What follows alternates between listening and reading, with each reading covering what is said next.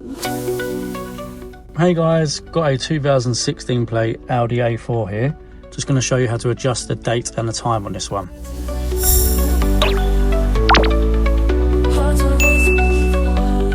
So on this one we're going to use the controls on the centre console down here and the screen in the centre of the dash.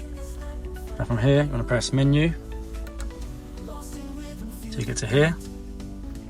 Then scroll up to car, clicking the dial. And from here, I'm going to press left.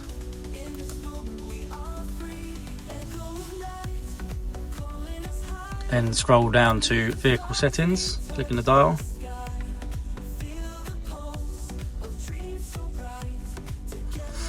Then click on date and time.